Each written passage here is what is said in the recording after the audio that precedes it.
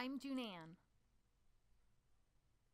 How many of you feel as though you struggle and lack the skills to use classifiers?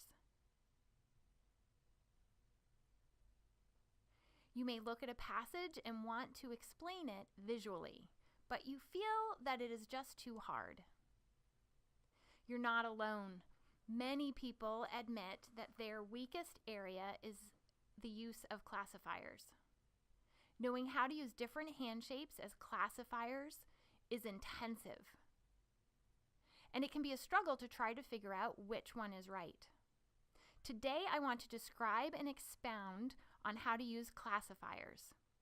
These classifiers will be specific for explaining academic information. The academic information is then presented to deaf students, and deaf students are visual learners. Classifiers utilize different hand shapes. However, not all hand shapes are found in the alphabet.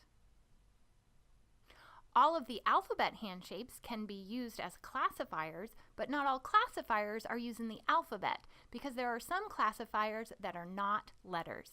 Take, for example, the hand shape with the index and pinky finger. It is not in the alphabet. This is a hand shape.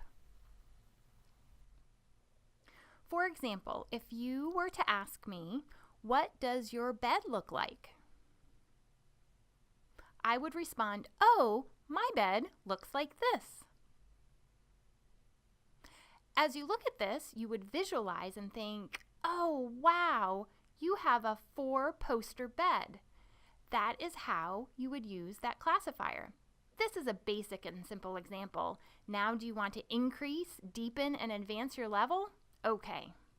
You can use classifiers for academic information when taking English text written on the board and translating it into ASL.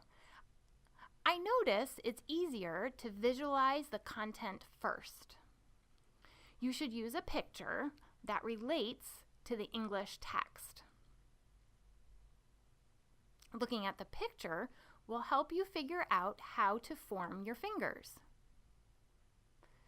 You'll be able to form your fingers to explain exactly what the paragraph says. When many of us sign academic information at schools, we typically balance between ASL and English. It doesn't matter if it's math, science, history, or reading. We have the tendency to use a mix of English while explaining printed text and at the same time overlapping it with ASL. When we do this, it becomes very long. You want the students to understand, but instead it goes right over their heads. We, as teachers, know that visual information is the best, just like hands-on learning. These approaches are perfect for deaf students. Taking English and translating it into ASL while utilizing classifiers can help students tremendously and easily etch the information in their minds for clear visualization and understanding. I will share with you a few examples.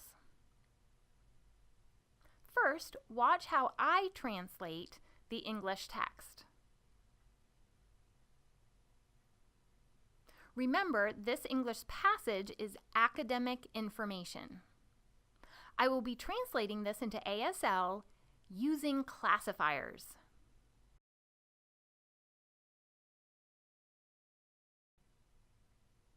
For the first one, you watch me sign. And then for the remaining examples, I am going to challenge you. You will read the English text, hit the pause button, and then try to sign it for yourself. Afterwards, go ahead and hit play and watch how I sign it, okay?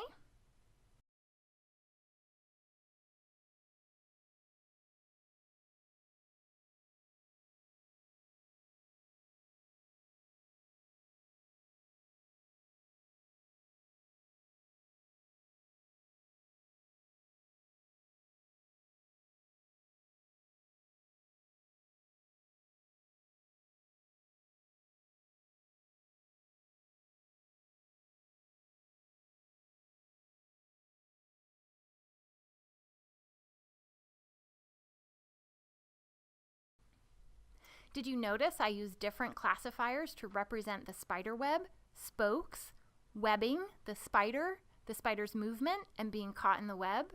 The imagery I presented in ASL was a translation of the English passage, still giving the same information.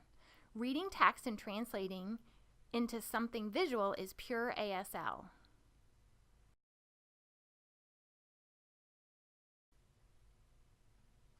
Did you see the picture and read the passage?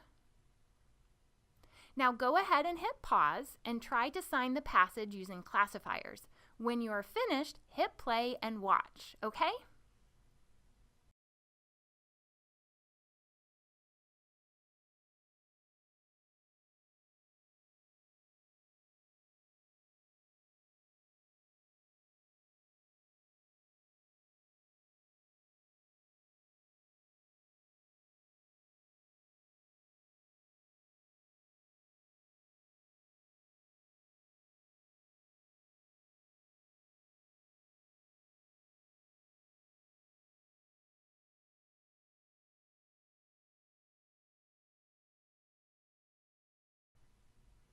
For this passage, I will use personification. My face will become the same as the squid, and this will be the waterline.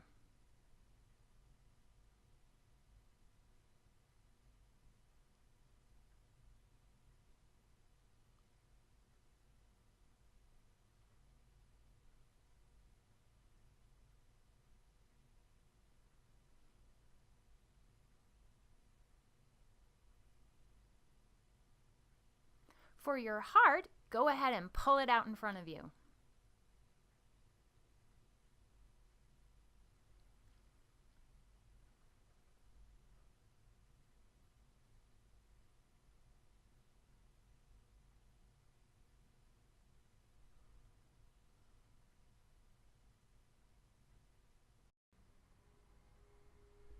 Did you enjoy watching? Well, go ahead now and look through a book you are working with to find a selection and then choose a picture to match. Then start signing and practice, practice, practice.